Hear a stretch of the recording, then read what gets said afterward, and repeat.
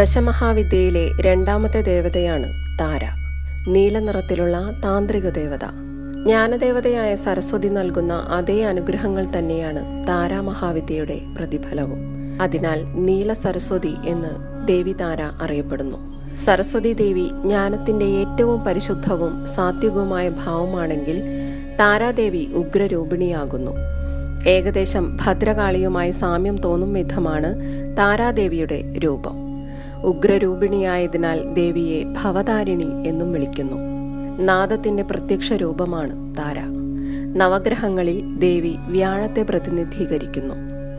യോഗിനി തന്ത്രമനുസരിച്ച് പരമോന്നതമായ സ്നേഹത്തിന്റെ മൂർത്തിഭാവമായ കാളി തന്നെയാണ് താരയും. മഹാകാളി, രുദ്രാണി, ഉഗ്ര, ഭീമ, ഖിര, ഭ്രമരി, മഹാരാത്രി, ഭൈരവി എന്നിങ്ങനെ 8 യോഗിനിമാരാൽ ചുറ്റപ്പെട്ടവളാണ് താര. സരസ്വതി ദേവിയുടെ മറ്റു രൂപങ്ങളെ പോലെ നീല സരസ്വതിയും ജ്ഞാനമാണ്, അതായത് ആത്മീയമായ അറിവാണ് പ്രദാനം ചെയ്യുന്നത്. അവൾ സംസാരത്തിന്റെയും ബുദ്ധിയുടെയും ദേവതയാണ്.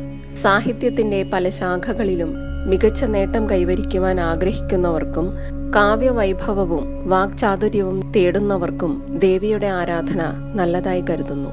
18 മഹാപുരാണങ്ങളുടെ രചന പൂർത്തീകരിക്കുവാൻ വ്യാസമഹർഷിക്ക് സാധിച്ചത് നീല സരസ്വതി ദേവിയുടെ കൃപ മൂലമാണെന്ന് ശാക്തപുരാണങ്ങളിൽ പറയുന്നുണ്ട്. ദേവി ഭാഗവത പുരാണം, തന്ത്രസാരം, തോടലതന്ത്രം, മേരുതന്ത്രം എന്നിവയിലും നീല സരസ്വതിയെക്കുറിച്ച് പരാമർശമുണ്ട്. ബൃഹത് നീലതന്ത്രം താരാദേവിയെ വർണ്ണിക്കുന്നത് ഭയാനകമായ രൂപമായാണ്.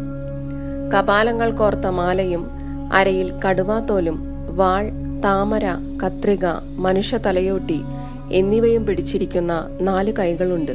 ദേവിക്ക് 3 കണ്ണുകളുമുണ്ട്. നാവ് വായിൽ നിന്നും നീണ്ടു നിൽക്കുന്നതാണ്. ഒറ്റയായി കെട്ടിയ മുടിയാണ്. നീല നിറമുള്ള ദേവിക്ക് യൗവനത്തിന്റെ തുടക്കവുമാണ്. ഉയരം കുറഞ്ഞതും വീർത്തുചാടി നിൽക്കുന്ന വയറുമുള്ള ദേവി കത്തുന്ന ചിതയിലെ മൃതദേഹത്തിനു മുകളിൽ പ്രത്യലിത രൂപത്തിൽ നിൽക്കുന്നതായാണ് സങ്കല്പം. സാധകനെ സംബന്ധിച്ച് അവന്റെ നാവിലാണ് ദേവിയുടെ ഇരിപ്പിടം. സമുദ്രമഥന സമയത്ത് പ്രപഞ്ചത്തെ മുഴുവൻ ഞൊടിയിടയിൽ നശിപ്പിക്കാൻ തക്ക സംഹാരശേഷിയുമായി ഹലാഹല വിഷം ബഹിർഗമിച്ചപ്പോൾ അത് സ്വശരീരത്തിൽ സ്വീകരിക്കുവാൻ പരമശിവൻ തയ്യാറായി വന്നു. പക്ഷേ അതിമാരകമായ ആ വിഷം മഹാദേവനിലും ബാധിക്കുമെന്നായപ്പോൾ പാർവതിയിൽ നിന്നും താരാദേവി അവതരിക്കുന്നു. ദേവിയാണ് ആ വിഷം പരമേശ്വരന്റെ കണ്ഠത്തിൽ ഉറപ്പിച്ചതും തുടർന്ന് അദ്ദേഹം നീലകണ്ഠനായി മാറിയതും. മറ്റൊരു വിധത്തിൽ താരാദേവിയുടെ മടിയിൽ ശിവൻ കൈക്കുഞ്ഞായി കിടന്നുവെന്നും ദേവി പരമേശ്വരനെ മുലയൂട്ടുകയും ചെയ്തു. അങ്ങനെ ഹലാഹല വിഷം നിർവീര്യമായി എന്നും പറയപ്പെടുന്നു.